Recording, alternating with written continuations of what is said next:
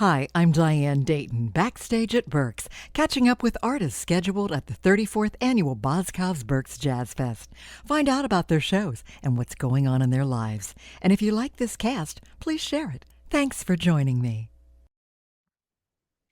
I'm with my favorite violinist, Karen Briggs. How are you? I'm well, Diane. It's great to see and hear from you. It's great to see and hear from you too, and to see your violin in the background, the one you actually play. Yeah, this is the one. I play Yeah. this one, and then I have this other one that I just play acoustically. I don't plug it into anything. It doesn't have any pickups on it. And I traded a five-string violin for this one. Okay. 'Cause I like the sound. It's a little bit wider than the one I play all the time, so it's a bit of an adjustment, but it has such a nice sound. Hmm. I like working with it when I'm at home. I don't take this one on the road, though. Yeah, it's a beautiful instrument. Yeah, It thank really you. is. Yeah. Well, we are so glad you're going to be back at Berks this year. Yes, always honored to come back to Berks because Berks is just like a family reunion to me. There are people that volunteer to do Berks, and I remember meeting the very first year that I did it, and I had to be about what 12 years ago. I think Yes. maybe 12 years ago, Mhm. and I will see some of these same people still there, Yeah. still about the job of just making it a wonderful event for people to attend with whatever it is that they do, whether it's Mhm. picking people up from airports or doing the displays out in the lobbies and all of that. And we really appreciate that. I think Berks, I've always said they should write a manual on how to do jazz festivals because they do it so well. Absolutely. Absolutely. Well, you're going to be there with the Special Effects All Stars. And Yes, yeah, with yes. Kelly Minucci Crunchy Manunchi, that's what I call him affectionately. and you know what? I had spoken to him and he mentioned that you do call him that. He mentioned it.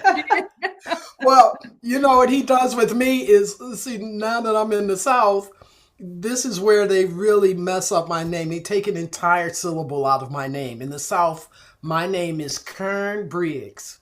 Kern. Okay. And Kieli is very simple. It's normally Karen. The way they say it is Kern. Okay. This is the Southern drawl version of my name. Not Karen, but Kern. Yeah. Karen Briggs. It's like KERNBRYGZ. Briggs. And I told him that he cannot pronounce it to this day. He calls it Karn, Karn. His mouth gets all twisted when he tries to say it. It's hilarious. So we have affectionate names for each other. That's his for me. His mispronunciation of the Southern version, and then I have my daughter and I. She's known him probably since she was about 5 years old. And I don't know. Somehow this thing got started about the pronunciation of his name because we've heard it. I've Right. heard it pronounced correctly in its Italian authenticity. It's like Yes. Chieli Minucci. Like Yeah. I heard some guys saying, I was like, oh, that's the way. Okay. But I don't know. For all the people who can't pronounce it, we call him Crunchy Manunchi. Yeah. Well, I think he's going to pick on you about that at first. Yeah. Yeah, it's been going on a few years Yeah, now. yeah, yeah. Well, for those who want to hear that and want to hear the music, make sure that you show up. It's a 1:30 show, and it's going to be at the Grand Ballroom, and that's at the Doubletree by Hilton on that first Saturday, the 5th. But Karen, you also are going to be playing that Friday night, the first opening night, and that Saturday night at 11:30 for Gerald Beasley's Unscripted Jam. And those sessions are always so much fun, aren't they?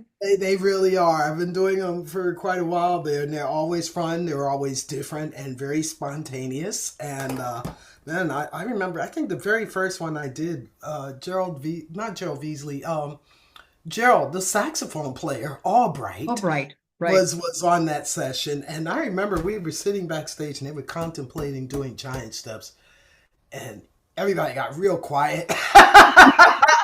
But I said, fine, I'll do it. I'll do it. I'll play through one or two rounds through the solo, especially if they're going to do it 90 miles an hour. And then I was so relieved when it came time. They changed the tune. They changed the tune. I was like, yes, But see, these I are the would have things gotten through it. these are the things that go on behind the scenes with this sort of Hmm. jam, isn't it? Yes, yes. Yeah. We just kind of figure out, some idea of some songs we all know. At least the rhythm section knows it, and that being bass, drums, and keys. If they know it, we figure we can get through the rest of it. But that tune is usually, and it wasn't originally recorded that fast, but that tune is usually like played like 90 miles an hour. And you're just like, if you're a saxophone player, you're just like, and then I've seen kids play through it 5, 6, 7 times, never repeat a thing. For Wow. violinists, it's really difficult Yeah. because we're doing this. That's a little different, than this with the Yeah. saxophone, or this with guitar, or this with keys. We're Right. like this, and it's just an awkward thing. But I never stop working on that tune. I just do it slow, and when it's slow, I can play it. When it's 90 miles an hour, to solo through that tune at that speed for violin is really difficult, especially to play clean. Yeah. So yeah, it's Yeah. a jam session thing. I Yeah. think that's what they play. Like that's like the devil went down to Georgia in jazz. Absolutely. So what so you've got to show up at these late night jams because things like Yes, this happen and yes.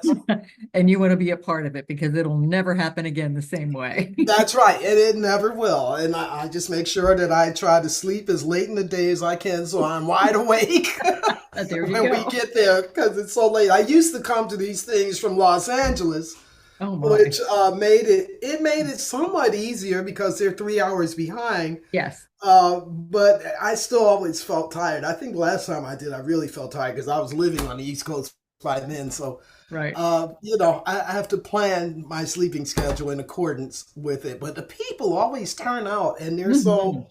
Oh, and the other thing that always happens, it'll be like a rhythm section, guitar, violin, and 12 sax players. Like. I just look at them. I just look at them. I roll my eyes, and they start laughing. Yeah. Oh yeah. It's just so many sax players. I said, okay, yeah, Yeah. that was the last time I did it. Yeah. It was fun. It was fun to see Yeah. all those guys. But it's like, okay, I was just like on an island. Yeah. Exactly. An island of sax players. Mhm. And I Indeed. was the only one different. Well, Yes. Karen, you have a lot of things going on in your life. And one of those things that I'd like to know a little bit more about is the Contempo Orchestra and sonic woodwork. Okay, well, let's Tell me see. about that. Sonic Woodwork is a project that I've been working on since 2018, and Okay. it has right now it has like 13 songs on it. I played everything on there, with maybe one or two exceptions where I hired a bass player for a couple of tunes, but otherwise I played everything, all the solos, everything, Okay. drums, bass. Wow. Using the software technology that we have today, I was able to do that since we were in quarantine anyway. And, I've made a couple of videos from it that I put out there just to give people a taste of the music. And then that led to later, I guess my vibration was really high because I had this incredible phone call from a gentleman who says that I worked with him out in Los Angeles some years ago. I didn't even remember any of this. He said something went wrong, I guess, with the business or the promotion of it or whatever. And he knew who I was, so he came and he says he apologized to me, and whatever I said to him, he said, I'm going to do something really nice for that lady one day. So we skip to February 2024. I get this phone call. I was just coming up off the road. He called me while I was on the road, but I was still traveling, so I called him when I got home.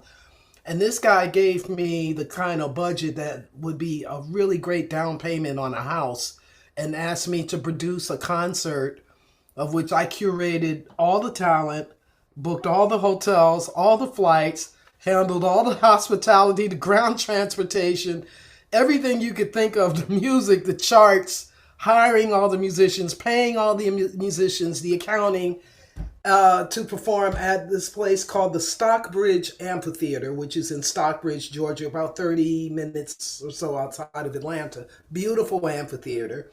And it has since been just turned into it's an 8-hour camera shoot we have.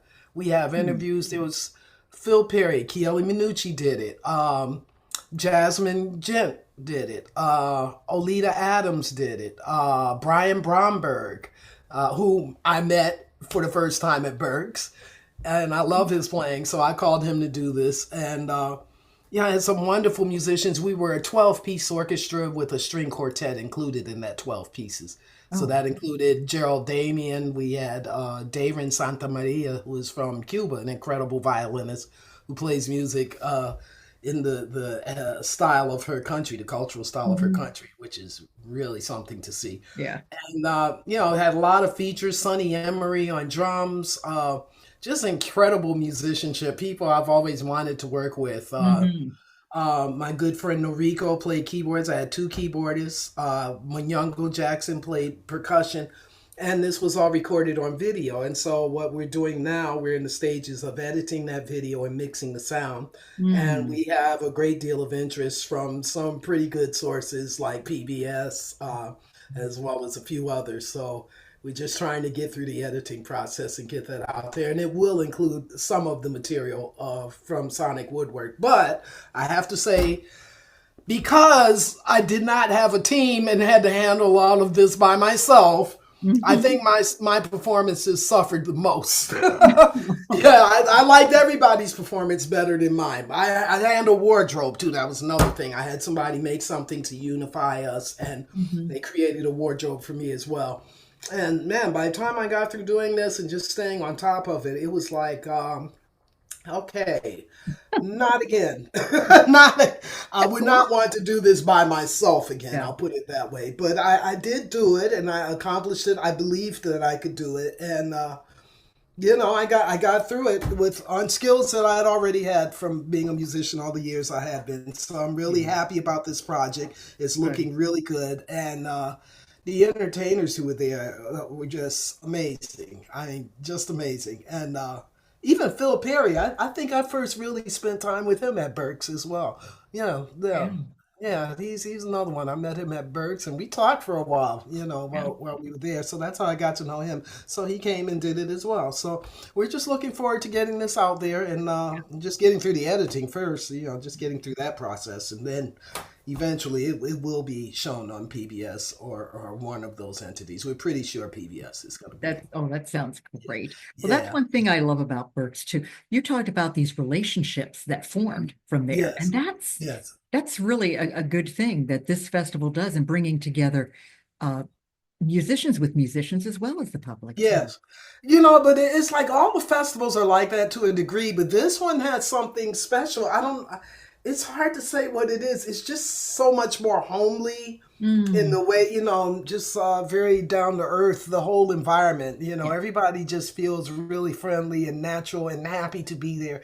It's one of those high vibration kind of Yes, it is. things, whereas I've done many other festivals, it's like, okay, we finished this act, we got to get you guys off the stage and get the next act up in 15 minutes. It gets very caught up in just keeping up with the schedule and Mhm. so that the people won't get bored or go home or whatever. And it's something different because we show up usually day of show, whereas at Berks, I find them there several days.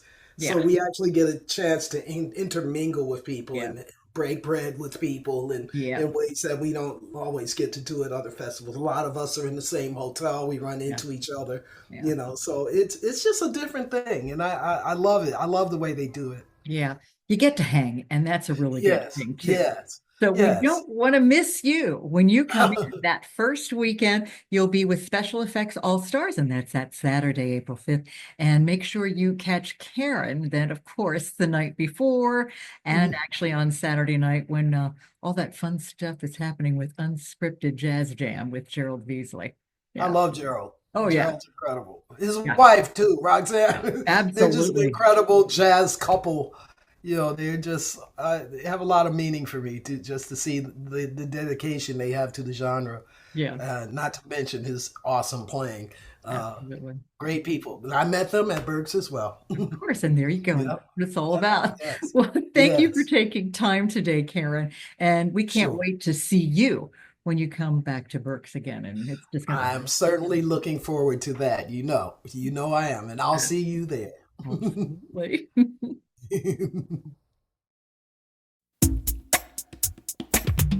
Ten exciting days of concerts, jams, and more. Tickets are on sale now. For the latest artist, venue, and scheduling info, and for tickets, visit BerksJazzFest.com.